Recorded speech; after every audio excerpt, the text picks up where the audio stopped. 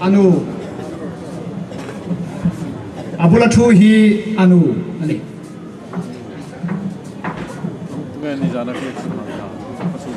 oh tiếng một cái tòa hiền apa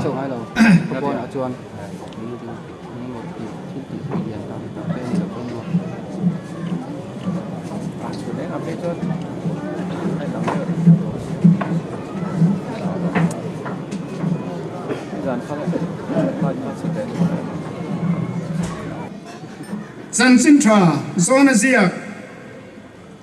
bung som le pali chang ru katang hian kan chiar nge chang ru thu chau hi I suan ne na ke ma hi kong le thu tak le nun na kani ke ma kal lo chu tu ma pa nen an thengai lo ke ma kal lo chu tu ma pa nen an thengai lo Jerusalem tharnam ziate pathian ni nami te ta na hun bua sai ro pui ziate arhiatin themaila lali suwa hi kan kal na turata na kong ani ti hi ani chu kong ani ya thutak ani ya nun na ani ama kal lo chu Jerusalem khopui tharnam zia chu themaila chumi huna chuan kan lut thei don lo ani lalpana thute kan zatan malmin som sakrose Baktawng hian Rawngbawlin karon kalang ti hi karing thangai lowa pathian Lalruotna hi avasang mi o katia I helai huna pathian min roi thenga hun tlem te kan nei chungin I pathian thu le hla beisei na sam tok pathian chau hi beisei wala katia chu kan soi masani sera chan waina elo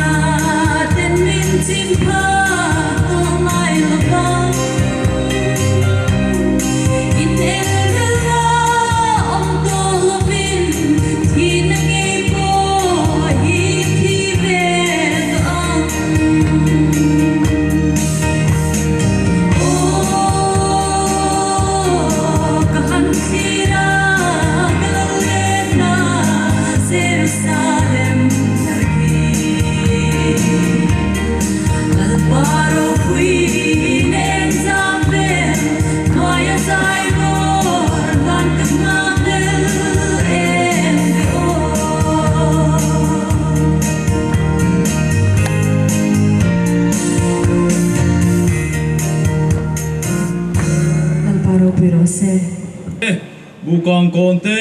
khum tung te so ta thung ve lama tang te poin mun rang rang atangin khi ta hual tu tang te poin he hun mang tur hian voina kan local khoma voina hian he rongbawlna tura local Mizoram for Christ Crusade team tele Manipur lama tanga kan rongbawlna tu local zong te kan speaker te soloist te tin music promoter pu bung lian ku ngaten zava in voina hian kan lalpa Isu Krista mengin thinlung le ti tak zetin kan lo lom cheu ani in program te kan han thira atot le ti kan thria a chutiang program to takara chuan ke ni khuwa kan lo tel ve hi van nei kan in ti hle a kho chunga pol rang te ko rang te in lungrual takin kan in tel khoma chutiang chuan organizing committee kan in dina voina a hlotin na kan lom huta hi kan lom hle ani he kan rongbawlna tu te rongbawlna hi TV a te kan lo mu thina nima sela atakin kan lo mulova voine ro chuan TV a chau ni lovin atakin kan lo mu ve ta hi kan lom hle a tirko polan tuna chuan da thalanga kan muriai roi ani nakina chuan in matonin ani to anga tiang deu khan da thalanga kan lo muriai roi thina voine ro chuan in matonin alo ni ta hi kan lom hle ani kan rongbawlna tu te chunga lom thu voina hian kan soya he khotlang le a cheve la khuwa zong te hian van nei kan in ti hle a rongbawlna hlok tak kan nei kan be se ani kalome to tuma kan ti dan hi kan ai to let hian mi ti dan ni om tak po hian ka thia ni ma selangin pathian in vein kong tlon kan ai to kan ti dan ni molin a le ma selal pan mal min so ma ro hi ro pui ka tia ko rang kal to na kan soi vek lawang kan kal na mura pianga in khom la toy te mo tong tai na ringut ni huna po pathian tarau thiang lim lo thleng zel mai kan mu hi chuan hei chu lalpa program nin kan thria an rongbawlna to na le kal to na tarau mal som no thleng hi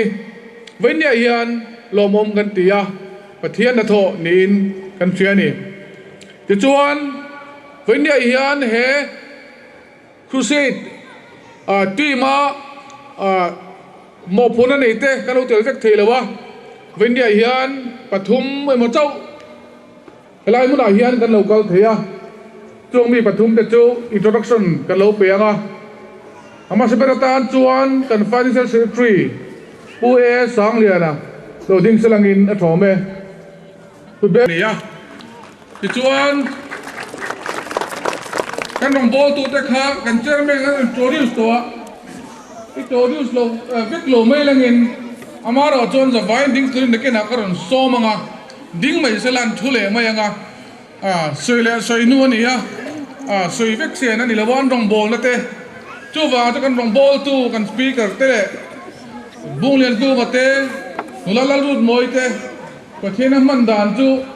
experience ta tharau mal son dong tu ni wangin benya hian soi fia ngai ka ring lo chu eng pani chuan suwa thon an tin lo thlok ang de mo khan ti ani ma se akal ko ni bok si lawa chu wang chon lalpan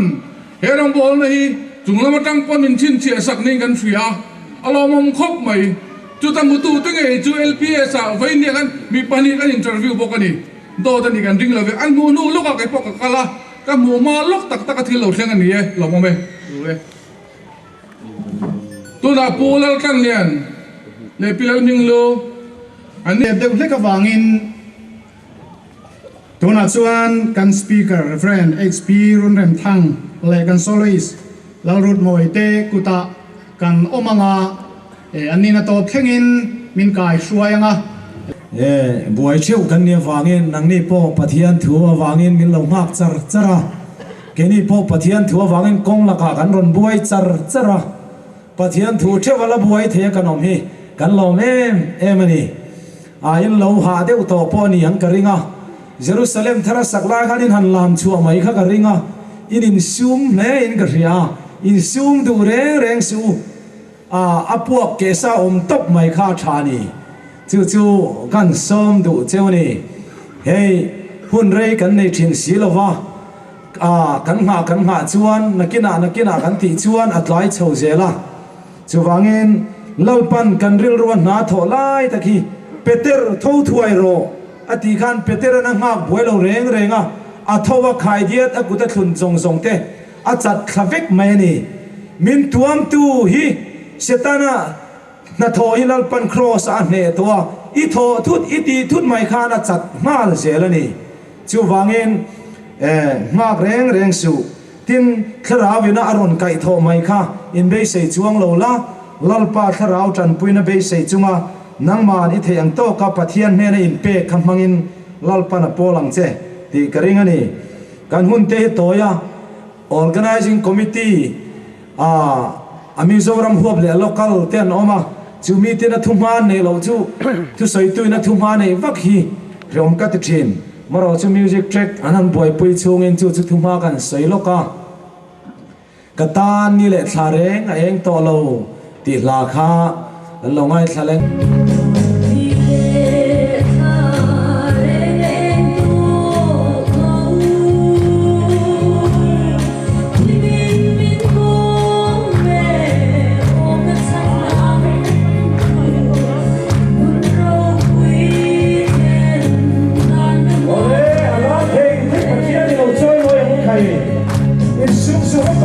Joy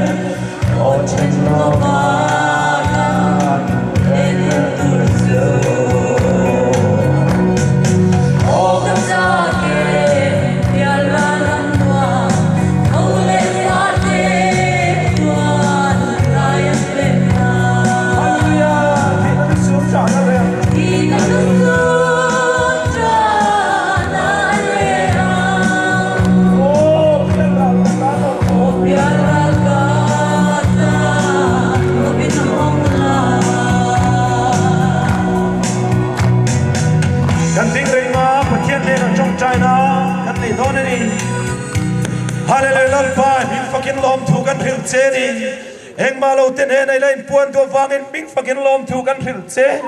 o min mangai tu ine kan nen hi lalpai thuruk soi ni tlak po kan ni tolo maro chu lalpai jeb nei mia lovin nang man kan nen in puan wangin lom thu kan thil che ni eng dangain he khavela lalpai fa pai su krista min pe ka wangin lom thu kan thil che ni oina he tual zol nang man lalpai chen nam huna mi siam sa wangin lom thu kan thil che Kaini hi kanin pe lo chi na ni zok ka pa kainin kan zong lo chen nang man min zong chua ka kainin program kan siam thiam lo nang man min siam sak zo ka wangin in bing fucking lom thu kan thil che ni min manga itu kan pathian he khovel re om taka thi na su nom nang huna kan om nain junglam Jerusalem tharmin clear tira kan tani su krista wangam hun min bua sai lam kan khira re om po kan tilo nuam kan ti nang ma min faka kan lam ti khoi mun polal pa khotele kholia ni soilo wan nang ma chen nang huna piang khonua mani mai thi chuwang ni min fakin lom thu kan ril che ni ro puina choi moi na chang zelang che unau du tak teu tuna yan pathian thu kan soidon lo fakna la lalpan kan ne na thu soi ni chuwang ino kai ni china kan langai thak ta Jerusalem thar ka thira sual thu ne na ten min chim phak to ngai lo bang ma ta na da mai tu re lo he khovela nge po hian ibul na ya chute ne na rem lo nei nei chuan krista cross in kheng bet nang man ngai tuala chumi ril rupuin tuna Jerusalem thar kan sadon ani kharau thiang limal som don be sein o ka han khir ka lal le na Jerusalem thar lalpa ro pun eng sam ber na sai bo adik the the ding in pathian lo choi mo yang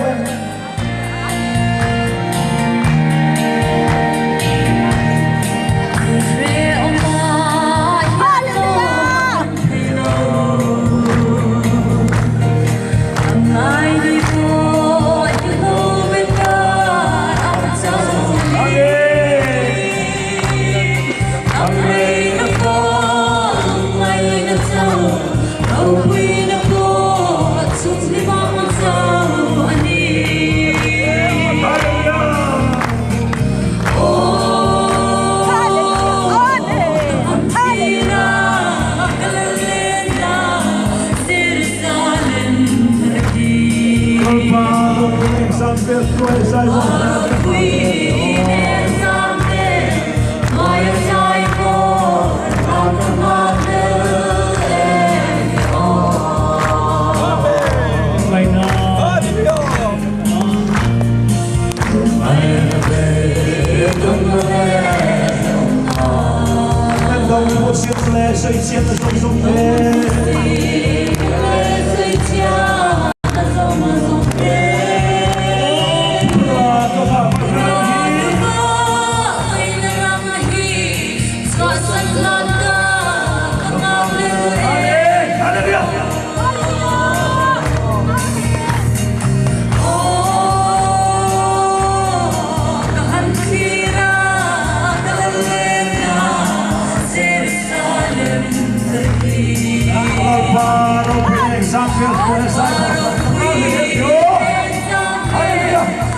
Hãy subscribe cho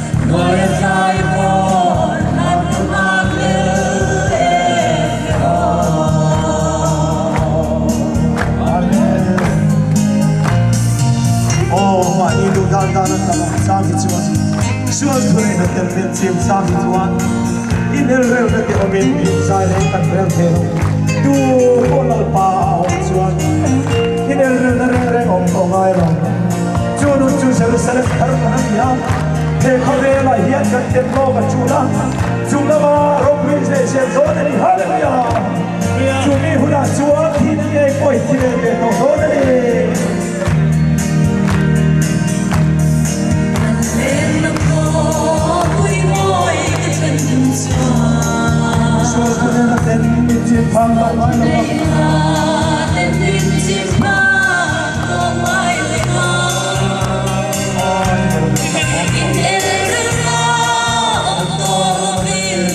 Ghiền Mì Gõ để không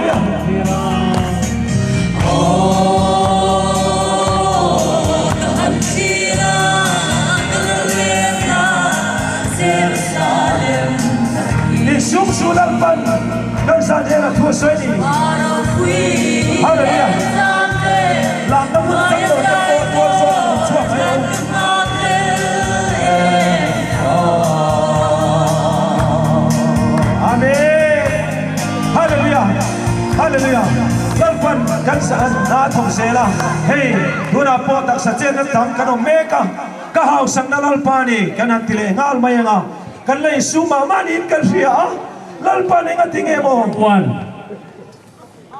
lalpan kan zan hela thua soili chuwangin hela kan sakzuwa tongchai nen hunti top zai kan rel dona ban lampang liangai to lawang u lalpan kan eng tinge kan nena thua soi ti hi ngai to zo khang u thil dan khobela pinna le lom na kan nei lo krista kan nei chuan chu chu kan hau sak na ni hallelujah khobela sum hi kan boy na le kan hit na ni lo krista kan boy na ni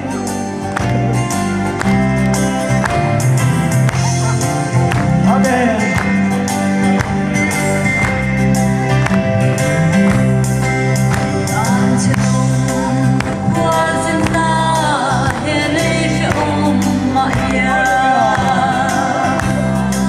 Hãy subscribe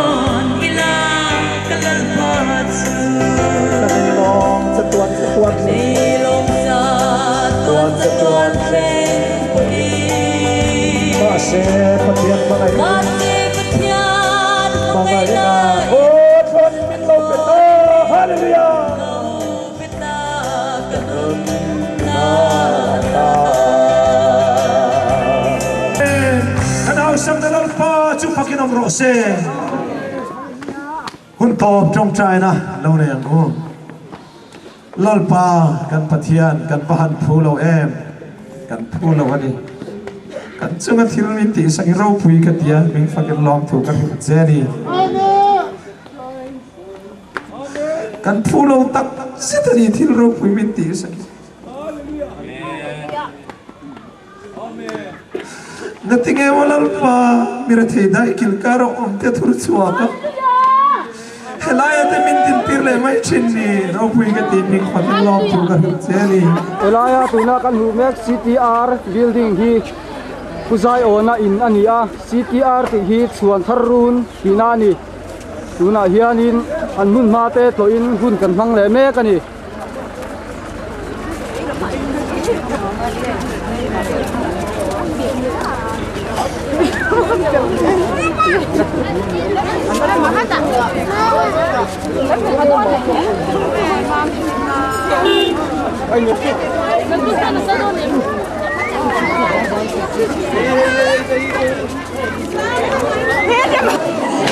tuna hian Chhuanthar runa kalom meka leng lut meka ni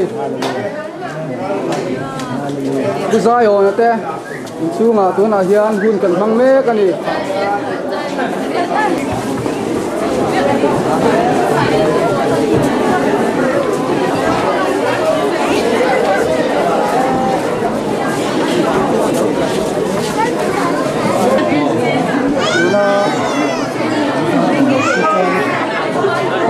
puzai ona ania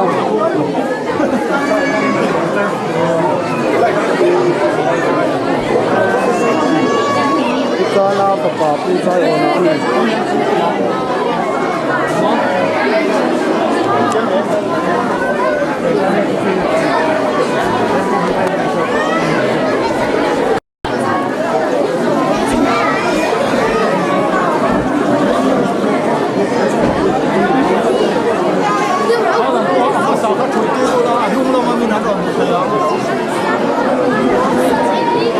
lai chu ayan chu chuang kan sen ko so hi chuang an oma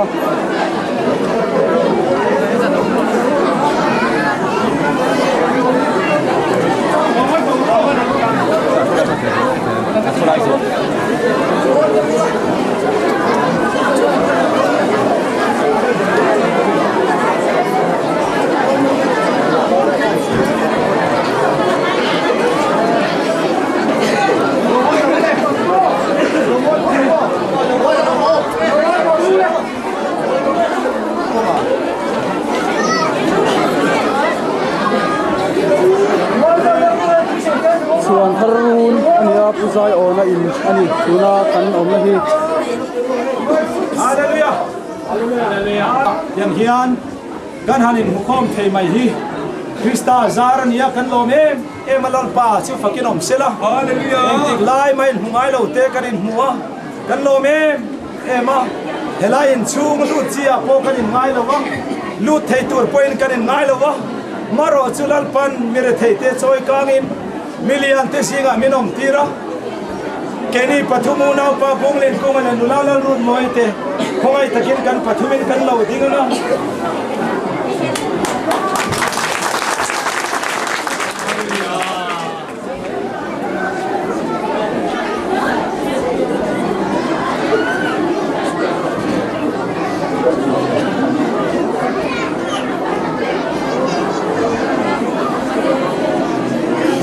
Kovela Chhuanthar kan nelo Krista cross awang chuin helaya lu thing kanom lalpa chu fakinom rose thupo ka soi sei lawang maro chu kan lanoin ka hausak na lalpa ti rasanga kut kan benga kan zom don ani chu puzai on a point hello base ve thoni kan loma lomon kan ti ni chuwang chuan helai sang music ka ngai lo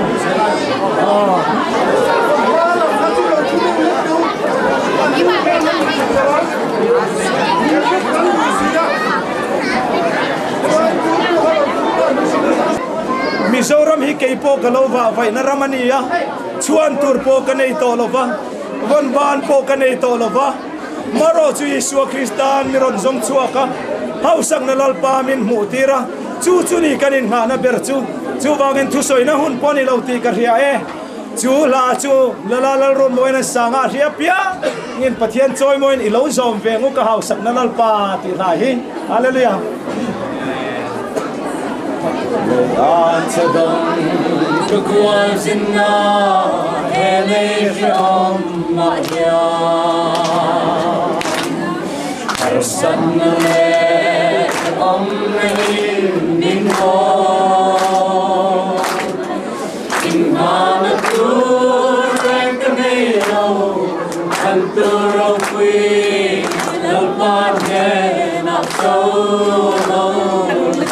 hallelujah amen el hausana Ropwinale Toy Moina Nero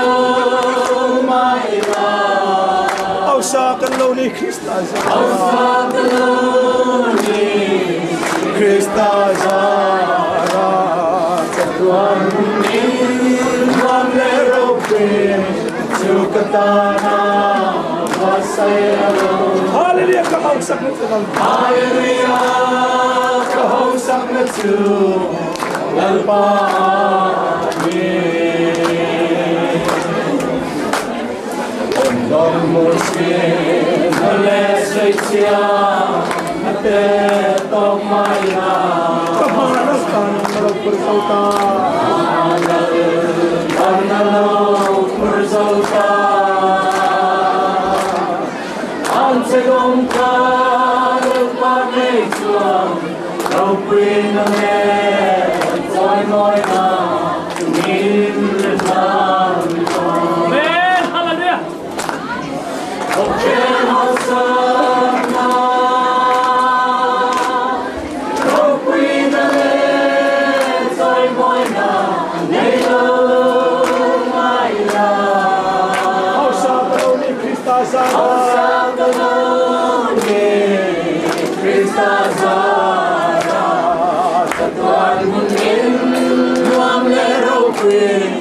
Sukatana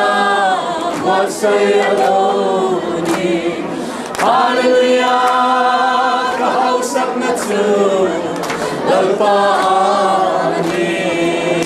Oh Krista Rathik Puitu Tatsu Mi House Rathik Puitu Tatsu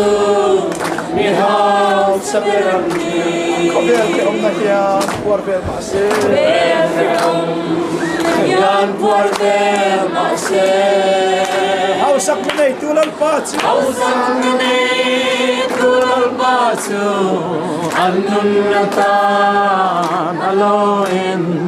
Ketasin Hallelujah Hosanna Ropuin le Toy Moina Nilo Maina Hausak Kaloni Krista Zara Hausak Kaloni Krista Zara Katuan Munin Ropuin Sukatana Wasay alone Hallelujah Kahausak na tsu Lalpaani Kanay Kilro Sumin Lay Donina Sumin lay don Ilang kalalpatsu Kanay Long Tatuan Ilong Tuan Payin Mase Patiyan Panginoon Mase Patiyan Mo'y nain Atonin din Amen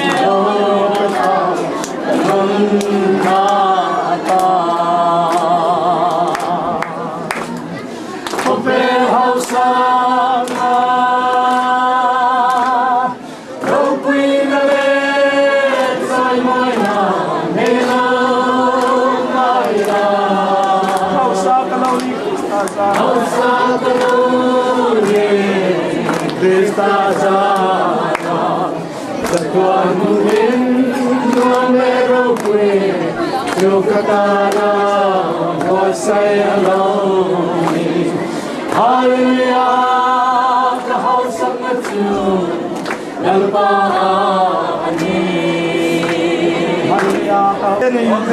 Lalpa Min mga inaban Ropo Itak Lalpa Eng malaw te Ngatinge helay mo na te Milo tirtak may ni Ropo Igatiming Pagilong Lalpa nang itsusuit lak Patiyan bertlak Patiyan ipan nitak Kapa Helay na lalpa Pusayonin Sung Ropo Itaka Nanman Milo tira Lalpa lomong katihay Krista Cross Zara niti Katiyatin Bing pakin lom tu Katiseni O min mga itura Tene Daikil karo omte Irong bol tura Krista Chan Chin Chapur Dar tura min ruada Bangin Bing pakin lom tu Hallelujah Amen Lalpa helaya yan Kinin masoy te kanelo Sinong sagam tse Karaw tiyang min lalpa ng mandatog Zelang tse Kanboy na kan Ropo ina tsunang maaso Kini Hey tsunga hen siyam chat turjul le Lalpa ng man na ito turjul Zong zong tsu Ikutakan dani Lalpa titay kanelo Karaw tiyang min ng mandatog Zelang tse Oh kapa Lalpa Hallelujah Lalpa Hallelujah, hallelujah, lalpa. Ropo pinatsoy mo na zong-zong ng mata ni. Nang maninisaklaw sa 2-4, may China. Kapoy-poy venture law chuan lalpa 2-4, may China ni. Nang maaraw po ito makanomlaw, lalpa, kan patiyan mi pangarto. Doya mo. Lalpa min, no lomte, no hinay lom zela. Hallelujah, min pakinlom po. Hallelujah.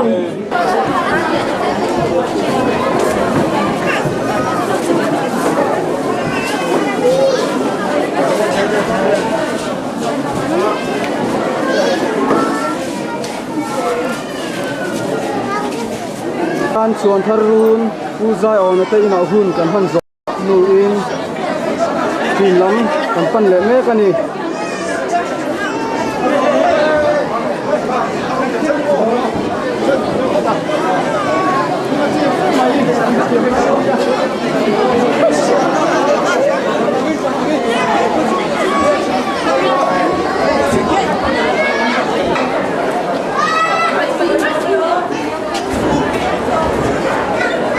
lalpa kan pathian in mangai tu mishing ten ruwa man na te kan siam thina a hlotlin na ikuta omani ti kan hria chutiang choni hne na kan on hna na i hnen kan tong trai na te i hnen kan dil na te nangin min ngai thak saka zanin hun hlenga Mizoram for Christ team Rawngbawlna Baktawng khotlanga hetiang hun hmang theile hun tha hun lo min peya mi heti zong min hruai khom hi imi hruai na zong a lom thu kan hrila che zanin kan hun man hinangin mal min som saka hun nei tu tur zong te po tharau thiang himai ong puya ngai thatu te po chu tiang a tharau hun khanamin pola he hun ni kan zawa ta na mal som na ni turin nangin min hruai min ong pui turin he ganal paiso Krista mingin kan di le che amen tim tura mi pui lo kal zong te ganal paiso Krista mingin chi bai bu ko cheu zania in khom na hun thatak le zalen tak mi siam sak le tu kan pathian chu fakin nom ro se le som tu tam tak kara keini na kan su sar le kan su poi pui lam ni lawa min mangai le min laina ta min du sak awanga Baktawng khua min on tlo tu Mizoram for Christ crusade team 10 helai mun ngai poi mo an Rawngbawlna ro pui tak len chuak thei tura ti tur tam tak tlan sana min on pan awang hian le hun min on man sak awang hian an chunga lom thu kan soi mol mol ani tin ming malman ka soi tam lowanga abi takin zaya hian nula Lalruotmawi mit nge in kan hu theya alomum kan ti tak zeta voinlam kan ngai khak tong khan azai te tv le thil chi sam sang ate lo thil to thin mai la ama nge voinia kan hu the hi lomum kan ti ya mizo pa zong le nula zong te nau pang zong te pon an lom em kan eng hel ber le kan thang le ngoi nu le pa te lung koi tu atak nge voinia kan hu thei hi achunga kan lom tak mewa chairman chunga po lom thu kan sei duwa thil dang an sei te vak katum lawa lom thu an sei kha karon din chan ber ania voina ma te khan lom thu te po kan sei nual to a chuan chunga kan sei ma chuan voina khan he Mizoram for Christ crusade team ina thil tumani August niruka committee kan din chung jinga chuan ko ran rang te tho ho na ti kha venia kalo sei tel lo ni ka thia zana hian hei kan thia dangin helaya crusade program bot sei na kong a hian he Baktawng khua ko rang te lungrual takinin thoka kan lo em maya ka lom na le zual chui ti tiang in khua ang bok hian he crusade program siam na khua hen khoya man in nial buaina omlo ya ha chuti zok ka te zok ti na omlovin mun tina kan va siat pui to lo theng a khua po organizing committee fel takin lungrual takin akhua mi ten tang ruala hi ko ran te po chutiang zelin tutuma po hian he crusade lo thin na hi abul perchu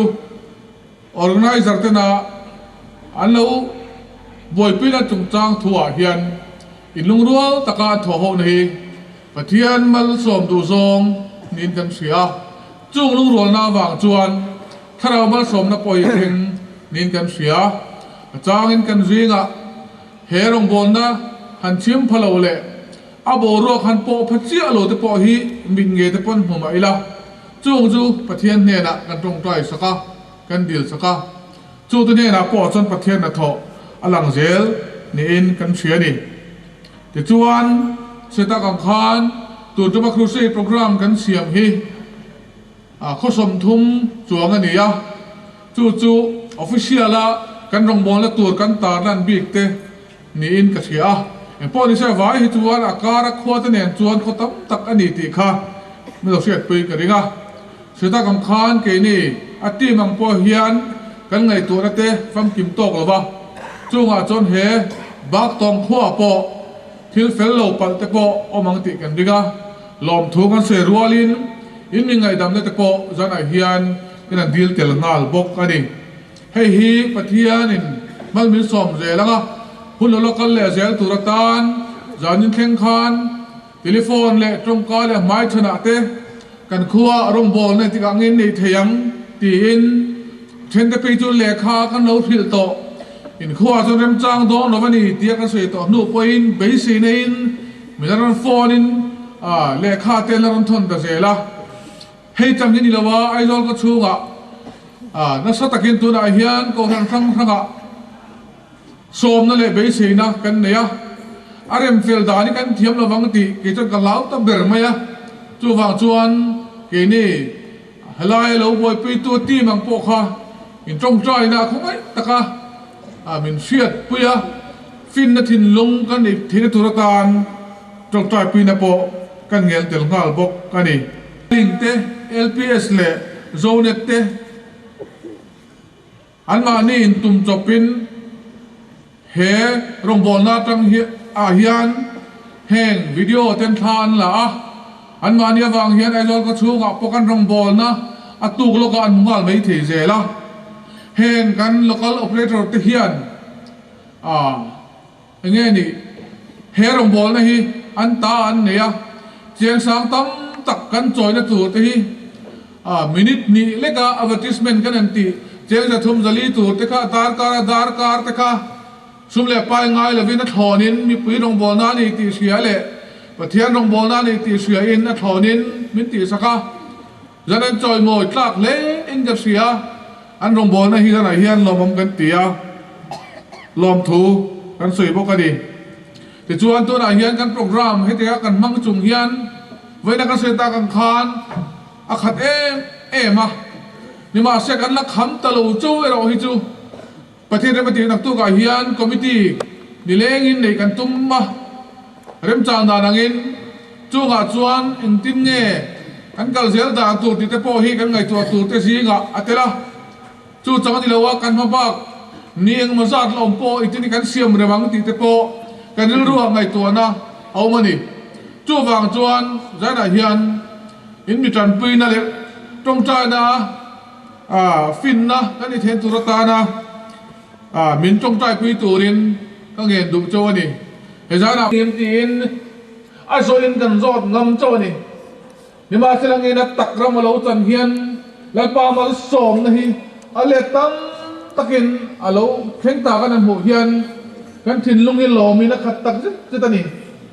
atto beratan chuan zana hian kan hun to ani le tangal mai sia he kan Rawngbawlna tu te hian thane man ngai ema halin wamak po ngai lawa lalpa tharau thiang lim lo thleng ngal mai se ke ma ne tharau thiang lim na tho po hi kan pu tho pi ngal mai hi an du dan ni ti the jana hian sermon le la ngai phak la ngai te po hian kan thin lung amal som na lo thleng chuan lalpa minga kan ti tu rang te chu ti chok ngal mai turin le ne na lalpa minga puang chok tur po in kan ngiang ngal cho ni lalpa kan pathian kan pa du tak vana mi heng thillo theng turatan lalpa ngai to na kan manga inhe na kan thena ropuina turatan in man turin inhen kanon thlen kha rem ruat na mi hing lam chan alhotlin na nang ma thu atakamin hu tirawai lom thu kan seye